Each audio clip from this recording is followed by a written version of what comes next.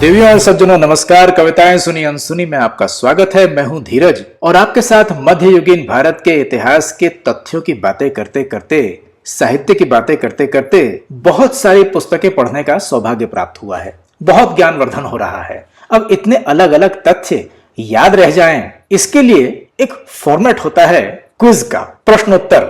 तो हमने सोचा कि एक ऐसा वीडियो बनाते हैं एक्सपेरिमेंट के तौर पर कि आपसे 10 प्रश्न पूछते हैं, 3 या 4 ऑप्शंस देते हैं, उन विकल्पों में से एक कोई ऑप्शन सही उत्तर होगा और आप अपने आप को नंबर दे पाएंगे। भाई, इस वीडियो के माध्यम से हम आपको करोड़पति तो नहीं बना पाएंगे, परंतु भारत के सांस्कृतिक एवं ऐतिहासिक ज्ञान से आप अपने आप को ओतप्रोत अवश्य पाएंगे। तो जैसे हर किसी अभियान का प्रारंभ श्री गणेश वंदना से होता है, इसी प्रकार इन 10 प्रश्नों से पहले हम एक श्लोक पढ़ते हैं और इसी में आपसे प्रश्न पूछते हैं कि वर्णानाम अर्थ संघानाम रसानाम छंदसामपि मंगलानाम च कर्तारौ वंदे वाणी विनायकौ। ये श्लोक कौन से ग्रंथ में है? सही उत्तर, ये गोस्वामी तुलसीदास जी द्वारा रचित श्री रामचरितमानस के बालकांड का पहला श्लोक है। वंदे वाणी विनायकौ, मां सरस्वती की और प्रभु श्री गणेश की वंदना है। अब प्रभु श्री गणेश की बात हुई तो भगवान शंकर की स्मृति हो आई, और जब हम भगवान शंकर की पूजा करते हैं तो रुद्राष्टकम की याद तो आ ही जाती है। रुद्राष्टकम 8 छंदों का समूह। नमामि शमीशान निर्वाण रूपम विभुम व्यापकम ब्रह्म वेद स्वरूपम निजम निर्गुणम निर्विकल्पम निरीहम चिदाकाशम आकाश वासम भजेहम। तो आपका पहला प्रश्न है कि रुद्राष्टकम कौन से ग्रंथ के कौन से सर्ग या कांड में मिलता है? और आपके विकल्प हैं क श्री रामचरितमानस के बालकांड में, ख शिव महापुराण में, ग गोस्वामी तुलसीदास जी द्वारा रचित श्री रामचरितमानस के ही उत्तरकांड में, और घ गिरिवर शंकर द्वारा रचित शिववल्लरी में। और आपका समय शुरू होता है अब।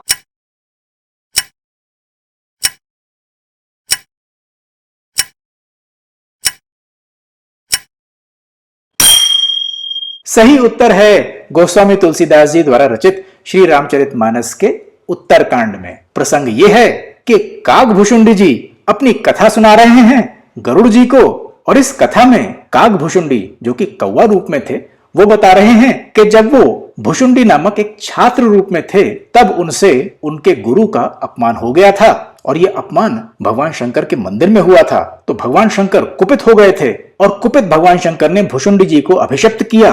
भगवान शंकर के इस कुपित रूप को देखकर भुषुंडी जी के गुरु, जिनका कि अपमान भुषुंडी जी ने किया था, उन्हीं गुरु ने बहुत भक्ति भाव से भगवान शंकर की वंदना की और वंदना में ये रुद्राष्टकम पढ़ा। अब जब भगवान शंकर की, प्रभु उमाकांत भगवान शिव की बात हुई है, तो हमारे चैनल पर महाराजा शिव छत्रपति की बात न हो, ऐसा कैसे हो सकता है? तो इस वर्ष के महाशिवरात्रि से कुछ दिन पहले फरवरी 19 को छत्रपति शिवाजी महाराज का जन्मदिन था। तिथि के अनुसार तो फागुन मास की शुक्ल तृतीया को कुछ कैलेंडर्स कृष्ण तृतीया भी बताते हैं, वैसे होता है, परंतु कुछ जगह संवत का, तिथि का कुछ विवाद है। अतः सभी लोग अब तारीख के हिसाब से फरवरी 19 को ही छत्रपति शिवाजी महाराज का जन्मदिन मनाते हैं। तो प्रश्न दूसरा आपके समक्ष यह है कि छत्रपति शिवाजी महाराज का जन्म किस स्थान पर हुआ? और आपके सामने ऑप्शंस हैं क पुणे के लाल महल में, ख रायगढ़ के किले में, ग राजगढ़ के किले में, और घ शिवनेरी के किले में। और आपका समय शुरू होता है अब।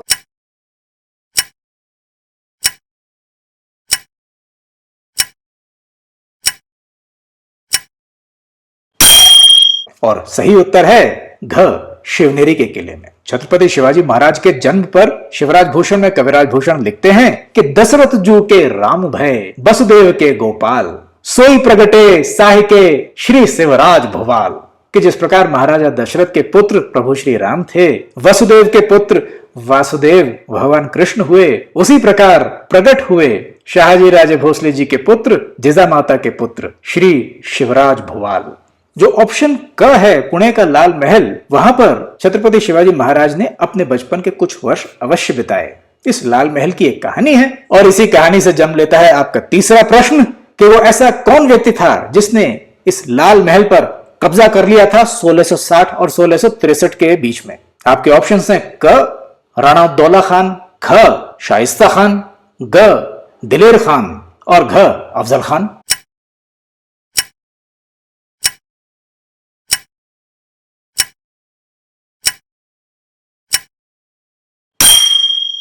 सही उत्तर है ख, शाइस्ता खान। इस शाइस्ता खान ने शिवाजी महाराज के बचपन के लाल महल में डेरा डाल लिया था, उसे अपना हरम बना लिया था और इसके साथ जो 1 लाख लोगों की सेना आई थी वो पूरे पुणे शहर और आसपास के क्षेत्रों में फैल गई थी और बहुत कहर बरपाती थी, खूब लूटपाट होती थी। वो क्षेत्र शिवाजी महाराज का था, मुगलों का नहीं था, पर यहाँ तो शाइस्ता खान जबरन बैठ गया था।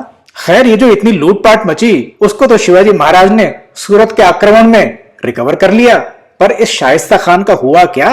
यही आपका चौथा सवाल है कि इस सब के बाद अपनी 3 उंगलियां कटवा करके वहां से भाग जाने के बाद शाइस्ता खान का क्या हुआ? और आपके ऑप्शंस हैं क, औरंगजेब ने गुस्सा होकर शाइस्ता खान को मरवा दिया। ख, औरंगजेब ने गुस्सा होकर शाइस्ता खान को सर्विस से बर्खास्त कर दिया। ग, औरंगजेब ने गुस्सा होकर शाइस्ता खान की भर्ती आर्मी में कर दी। और घ, औरंगजेब ने गुस्सा होकर शाइस्ता खान को बंगाल का सूबेदार बना दिया। And your time starts now.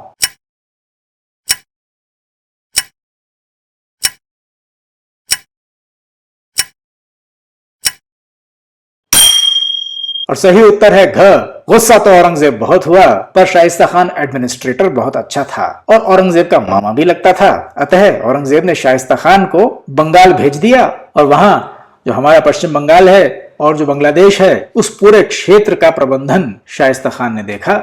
सुना है बांग्लादेश में शाइस्ता खान को बहुत मानते हैं। खैर, इसका परिणाम शिवाजी महाराज का 1664 का सूरत का आक्रमण था और उस आक्रमण के बाद औरंगजेब को लगा कि भाई अब तो कुछ करना पड़ेगा। तब औरंगजेब ने एक भारी भरकम सेना भेजी शिवाजी महाराज से टक्कर लेने के लिए। तो 5वां प्रश्न आपके सामने यह है कि सेना का नेतृत्व कौन कर रहा था? आपके ऑप्शंस है क, आमेर के मिर्जा राजा जयसिंह, ख, दिलेर खान, ग, करतलब खान और घ, औरंगजेब खुद। और आपका समय शुरू होता है अब।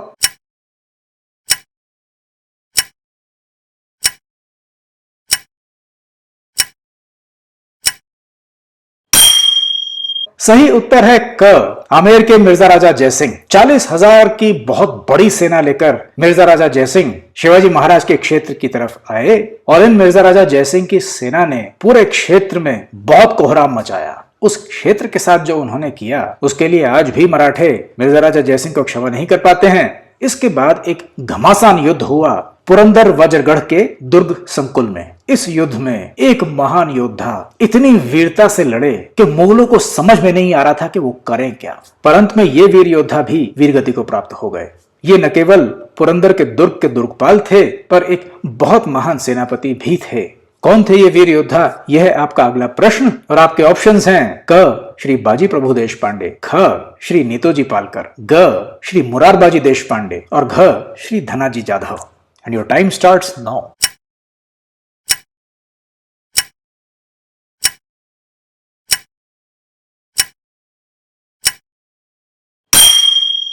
सही उत्तर है श्री मुरारबाजी देश पांडे जी। पुरंदर और वज्रगढ़ में जिस प्रकार से इन्होंने युद्ध किया उसकी गाथाएं आज भी पूरे महाराष्ट्र में गली गली में गूंजती हैं और हमारा स्वप्न यह है कि पूरे भारतवर्ष में उनकी वीरता की यह गाथा गुंजायमान हो। पुरंदर के इस युद्ध के बाद शिवाजी महाराज ने सोचा कि इतनी बड़ी मुगलिया सेना के साथ लड़ते लड़ते यदि मैं जीत भी गया तो भी मेरा नुकसान इतना हुआ है कि उसकी पूर्ति करते करते मेरा बहुत समय जाएगा, बहुत एनर्जी लगेगी और जो स्वराज का स्वप्न देख रहा हूं वो कहीं स्वप्न तो नहीं रह जाएगा। अतः शिवाजी महाराज ने मिर्जा राजा जयसिंह के साथ संधि की। इसको हम सब पुरंदर की संधि कहते हैं। इस पुरंदर की संधि की 4 प्रमुख कंडीशंस थी और यहीं पर आपका अगला प्रश्न कि जो आपके स्क्रीन पे ऑप्शंस आ रहे हैं उनमें से कौन सा ऑप्शन पुरंदर की संधि की कंडीशंस में से नहीं आता है? और आपके ऑप्शंस है क, शिवाजी महाराज को 23 दुर्ग मुगलों को देने थे और 12 अपने पास रखने थे। ख, शिवाजी महाराज को मुगलों के साथ कंधे से कंधा मिलाकर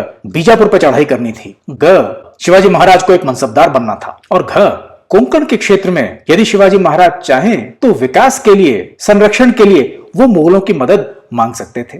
तो इनमें से कौन सी कंडीशन पुरंदर की संधि के अंतर्गत नहीं थी? आपका समय आरंभ होता है।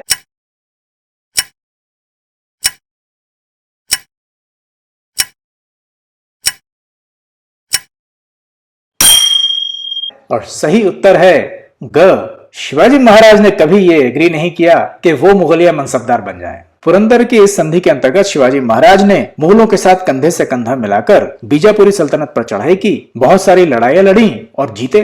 अपने इस उपक्रम के कारण मैदानी इलाकों में लड़ाइयां कैसे होती हैं और जीती कैसे जाती हैं, शिवाजी महाराज, उनके सेना नायक और उनकी पूरी सेना को इसका ज्ञान भली भांति हो गया। ध्यान रहे कि इससे पहले शिवाजी महाराज पहाड़ी क्षेत्र में, पहाड़ों पर, वादियों में वहां लड़ा करते थे, गेरिला वॉरफेयर। तो बड़े मैदानी युद्ध कैसे प्लान किए जाते हैं, फॉर्मेशंस क्या होते हैं, ये चीज शिवाजी महाराज ने मुगलों के साथ लड़ते लड़ते सीखी। तो बताइए, पुरंदर की संधि की जो कंडीशंस थी वो शिवाजी महाराज ने किस बढ़िया तरीके से फॉर्मुलेट की कि एडवांटेज शिवाजी महाराज। इसके बाद शिवाजी महाराज को एक न्योता आता है औरंगजेब की तरफ से कि भाई वो उन्हें दिल्ली में मिले।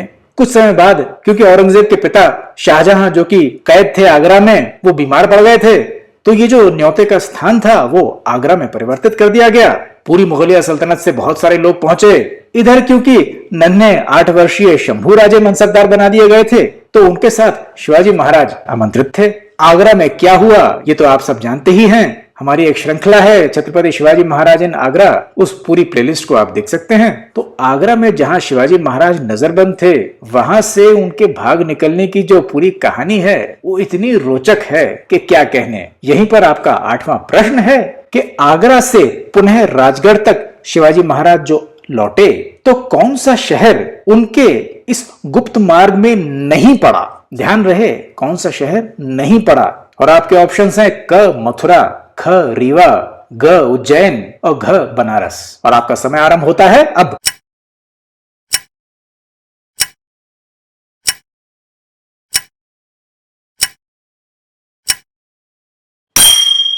और सही उत्तर है उज्जैन। शिवाजी महाराज आगरा से उत्तर पश्चिम की ओर मथुरा, फिर उसके बाद दिल्ली, और वहां से कदाचित गढ़मुक्तेश्वर होते हुए बनारस, वहां से रीवा, और उधर से गोलकोंडा के क्षेत्र से होते हुए राजगढ़ पहुंचे थे, और कदाचित बीच में तुलजापुर भी गए थे। तो ये एक बड़ा गोलाकार सा रूट था। और जो उज्जैन पड़ता है वो तो आगरा से राजगढ़ के रास्ते में सीधे पड़ जाता है। ये रास्ता शिवाजी महाराज ने नहीं लिया था। मुगल यही सोच रहे थे कि शिवाजी महाराज इस सीधे सीधे रास्ते पहुंचेंगे, तो सारी फौज उनकी वहीं तैनात थी, और शिवाजी महाराज छुपते छुपाते मात्र कितने दिनों में पहुंचे राजगढ़? ये है आपका 9वां प्रश्न कि आगरा से जब शिवाजी महाराज निकले तो वो कितने समय में पुनः राजगढ़ पहुंचे। और आपके ऑप्शंस हैं क 90 दिन, ख 55 दिन, ग 6 महीने और घ 26 दिन। आपका समय आरंभ होता है अब।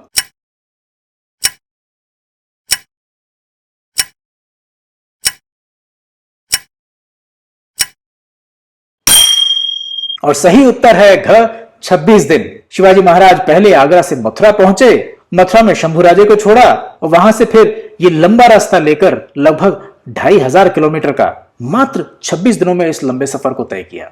और इसी के साथ आता है इस कड़ी का अंतिम प्रश्न। उसकी पृष्ठभूमि यह है कि पुरंदर की इस संधि के अंतर्गत छत्रपति शिवाजी महाराज को जो निजाम शाही के उनके 35 दुर्ग थे, उनमें से 23 दुर्ग मुगलों को देने पड़ गए थे और 12 शिवाजी महाराज के पास रह गए थे। तो 1670 में शिवाजी महाराज ने एक मिलिट्री ऑफेंसिव छेड़ा कि इन 23 दुर्गों को पुनः जीता जाए, और इसमें वे सफल हुए। तो 10वां सवाल आपका सरल सा ये है कि ये 23 दुर्ग शिवाजी महाराज ने कितने समय में जीत लिए। आपके ऑप्शंस हैं क 5 महीने, ख 1 वर्ष, ग 9 महीने और घ 2 वर्ष। आपका समय स्टार्ट होता है अब।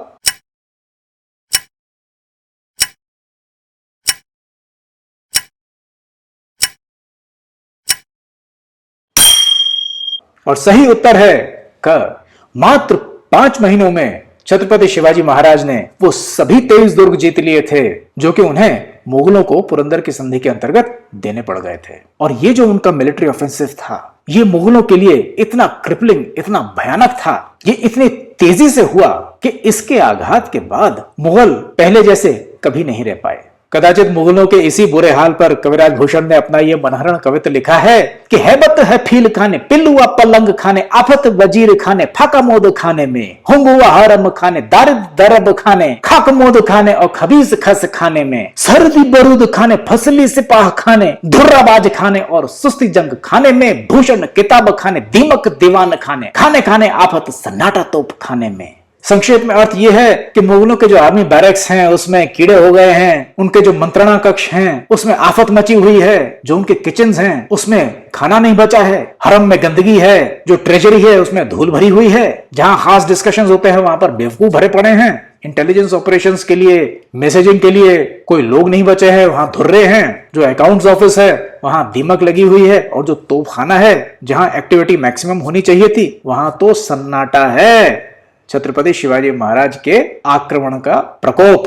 तो कहिए कैसा लगा ये फॉर्मेट 10 सवालों का? कमेंट्स में लिखिएगा कि आपको कितने सवाल पहली बार में आ गए। तो आपको यदि अच्छा लगा हो तो इसी प्रकार का एक और प्रयास लेकर आपके समक्ष पुनः प्रस्तुत होंगे। स्वस्थ रहिए, सुखी रहिए, समृद्ध रहिए और बने रहिए हमारे साथ।